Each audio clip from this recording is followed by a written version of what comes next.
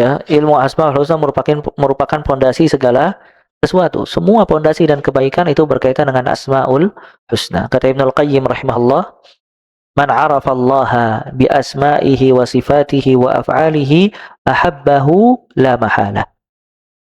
Barang siapa yang mengenal Allah lewat nama-namanya, sifat-sifatnya dan perbuatan-perbuatannya, pasti dia mencintai Allah Azza wa Jalla. Tidak mungkin tidak mencintainya. Kalau dia mengenal Allah lewat nama-namanya, sifat-sifatnya, perbuatan-perbuatannya, dia pasti mencintai Allah. Nggak mungkin dia tidak cinta kepada Allah Azza wa Jalla. Dari sini kita mengetahui di antara kiat dan sebab yang dapat menumbuhkan kecintaan kepada Allah, yaitu dengan mempelajari Asma'ul Husna. Apabila seorang mempelajari Asma'ul Husna, maka dia pasti mencintai Allah. Ya, kemudian tidak berbuat perbuatan yang tidak diridhai oleh Allah Azza wa Jalla. Kemudian Ibnu Al-Qayyim juga menjelaskan dalam perkataan yang lain, atau disebutkan oleh para ulama yang berkaitan dengan Asma'ul Husna dalam kitab Ushulul Iman, "Famin athariha tilkal ma'ani allati yajiduha al-'abdu fi 'ubudiyatihi al-qalbiyah allati tuthmiru at-tawakkul 'ala Allah Ta'ala wal i'timad 'alaihi wa hifdhi jawarihi wa khatarati qalbi wa dhabti hawamisihi hatta la yufakkir illa fima yurdillah." Di antara dampak mempelajari Asma'ul Husna, makna-maknanya, faedah-faedahnya, maka seorang hamba memiliki peribadatan di dalam hatinya. Yang dengan itu dia bisa bertawakal kepada Allah. Ya, kenapa dia bisa bertawakal? Kata Allah, "Wa tawakkal 'alal hayyil ladzi la yamut." Bertawakallah kepada Allah yang maha hidup dan tidak akan mati. Allah Ta'ala karena dia maha hidup, maka kita senderkan urusan kita kepada Allah. Ketika kita mengetahui Allah maha hidup, maha pemberi rizki, maha penyayang, maha lembut, dan yang lainnya maha memberi, baru kita bisa bertawakal kepada Allah sepenuhnya. Kalau kita tidak mengenal Allah, maka kita tidak bisa bertawakal kepada Allah Azza wa Jalla. Wal i'timad alaih. Kemudian juga kita menyandarkan semua urusan kita kepada Allah Subhanahu wa Ta'ala. Wa hifdhi jawarihi. Kemudian dia menjaga anggota badannya, pikiran-pikirannya, sampai dia tidak memikirkan kecuali yang diridhai oleh Allah. Ya, Subhanahu wa Ta'ala. Kemudian dia mencintai karena Allah. Kemudian dia mendengarkan untuk Allah, melihat karena Allah, dan semuanya dia harapkan buat Allah dan selalu berhusnudzan kepada Allah Azza wa Jalla. Lihat subhanallah, antum lihat seorang sahabat yang dia sebelum tidur biasa membersihkan hatinya dari semua bentuk permusuhan. Setiap sahabat ini masuk masjid, maka Nabi SAW mengatakan, barang siapa di antara kalian yang ingin melihat penghuni surga, maka lihatlah si fulan. Kemudian masuk masjid lagi, dikatakan barang siapa yang pengen melihat penghuni surga, maka lihatlah si fulan. Sampai ada salah seorang sahabat, dia penasaran, amalan apa yang dilakukan sama orang tadi sampai Nabi SAW mengatakan dia penghuni surga. Maka dia izin menginap di rumahnya selama 3 hari. Ketika dia menginap di rumahnya, tidak ada ibadah yang istimewa dari sholat malamnya, puasanya, dan yang lain-lainnya. Sampai sahabat itu mengatakan, sebenarnya saya tidak ada keperluan nginap di rumah kamu. Melainkan Rasul SAW mengatakan, kalau kamu sebagai penghuni surga, maka aku ingin lihat amalan apa yang ada di dalam hati kamu. Amalan apa yang kamu kerjakan, dan aku tidak melihat ada yang istimewa dari amalan kamu. Kata orang tersebut, adapun amalan saya sebagaimana yang kamu lihat. Ya, maksudnya tidak ada kelebihan khusus. Melainkan saya setiap ingin tidur, saya bersihkan hati saya dari semua kebencian terhadap kaum muslimin. Artinya dia bersihkan sifat hasad, sifat kebencian, dia maafkan orang-orang dan seterusnya.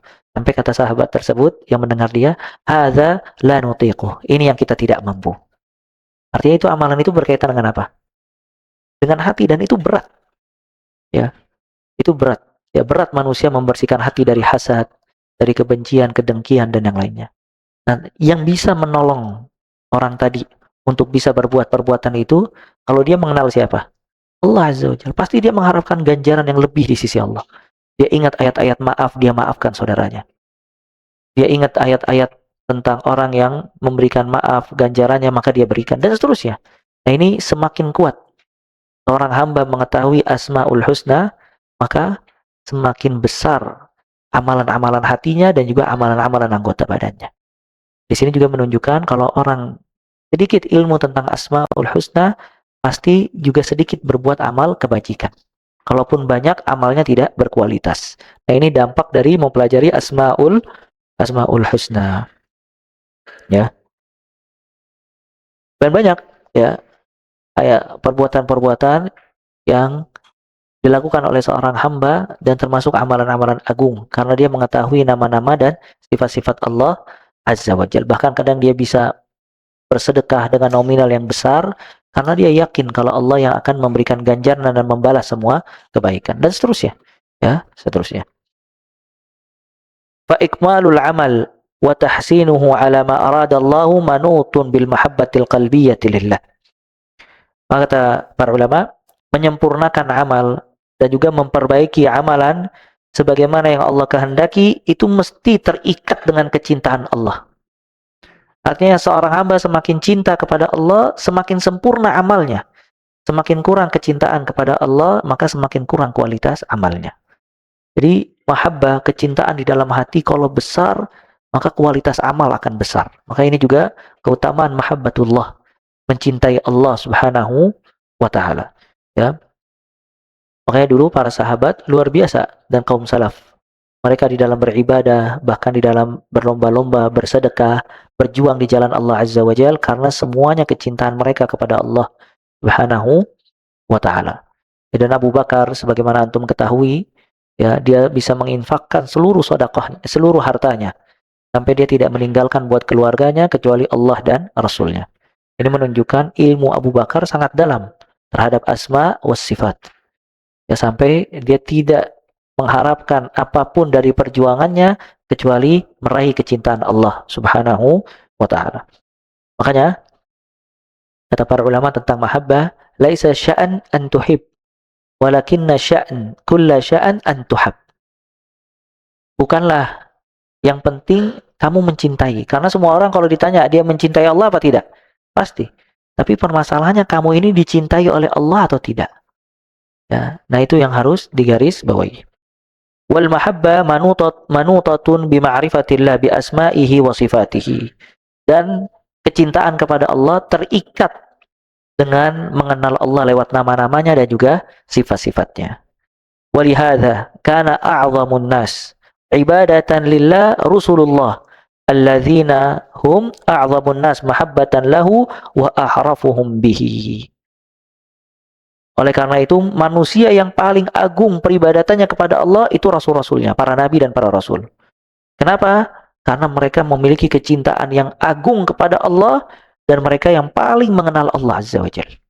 Ya. Lihat Nabi SAW, subhanallah, ketika sebelum wafat, beliau khutbah. Beliau mengatakan, ada seorang hamba diberikan pilihan oleh Allah Azza wa Jalla antara kembali kepada sisi Allah Azza wa Jal dan hidup di dunia. Maka dia memilih untuk kembali kepada Rabbnya Azza wa Jal. Ini dalam khutbah. Ya, seorang hamba dipilih antara dua. Memilih kembali kepada Allah atau melanjutkan hidup di dunia. Maka dia memilih untuk kembali kepada Allah Azza wa Jal. Abu Bakar yang mendengar khutbah itu tahu. Kalau yang dimaksud siapa? Rasulullah SAW. Sedangkan sahabat yang lain nggak tahu maksud dari khutbah Nabi SAW. Setelah khutbah, nggak berapa lama Nabi itu wafat. Alaihi salatu wassalam. Ya. Lihat, Nabi SAW dikasih pilihan oleh Allah untuk melanjutkan hidup di dunia atau kembali kepada Allah Azza wa Jalla. Tapi beliau memilih untuk kembali kepada siapa? Allah Subhanahu wa Ta'ala. Karena kalau seseorang yakin dengan janji-janji Allah, kemudian dia sangat cinta dan rindu ingin berjumpa kepada Allah, dan dia rindu ingin mendapatkan apa yang dijanjikan oleh Allah, dan rindu dengan surga, nikmat barzakh dan yang lainnya, pasti dia memilih kenikmatan yang kekal dibandingkan yang fana. Nah, makanya di sini iman kita sangat lemah sampai kita takut kepada kematian dibandingkan kembali kepada Allah Azza wa Jalla. Ya, sedangkan manusia cepat atau lambat pasti kembali kepada Allah Subhanahu wa taala. Ya, maka ini dengan mempelajari Asmaul Husna, seorang hamba memiliki syauq, kerinduan untuk bisa kembali kepada Allah. Ya, Subhanahu wa taala.